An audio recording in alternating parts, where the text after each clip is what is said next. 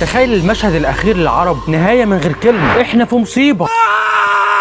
المسلمين ماشيين بالقوانين اللي هم كتبوها، والمصير المحتوم قوانين تحمي مصالحهم. لما قال السادات اننا لازم نتوحد، طب ليه ما توحدناش؟ اللي حصل ان الغرب لعبها بذكاء، ربطنا بنظامه واقتصاده المالي، اربط البترول بالدولار وابني قواعد عسكريه، وما نضحيش بحقوق الانسان. فهنفهمهم انها لحمايتهم وهي سلاح ضدهم، بس احنا مش قايلين لهم، واحتكروا التكنولوجيا وسابونا مشردين. فنروح مجلس الامن، لا، الامم المتحده. حتى لو كل الدول وافقت على القرار، تيجي دولة زي امريكا رمز الحرية تمنع القرار ويقول لك حق الفيتو، تتطبق على رقبة الكل ونمشي ورا مصالحهم، ومصالحنا في داهية، لا في 60 داهية. والاخطر انهم زرعوا الفتنة بينا. ما تسأل نفسك سؤال، لسه هاينا زرعوهم وسطنا وهم مش مننا، خلونا نتخانق مع بعض بدل ما نتجمع، وكل ده في الاخر عشان يحافظوا على اسرائيل قوة مهيمنة في المنطقة، وهمونا بقوتهم عشان يزيد خوفنا ونفقد الايمان اللي هنغلبهم بيه في النهاية. فاكرين ضابط المخابرات في رأفت الهجان لما قال رأفت كان المفروض يقول حاجة؟ طب ايه اللي مأخره؟ المشهد ده العرب واقفين عنده دلوقتي. ربنا منتظر مننا شيء لازم نعمله، طب ليه ما بنعملوش؟ الحل في ايدينا، يا نفضل متفرقين ونمشي على قوانينهم، يا نستخدم مواردنا ضدهم عشان يسمعونا. يكفي تهديد بفك معاهدة البترو دولار بدل ما هم ماسكين رقبتنا ورموت التحكم معاهم.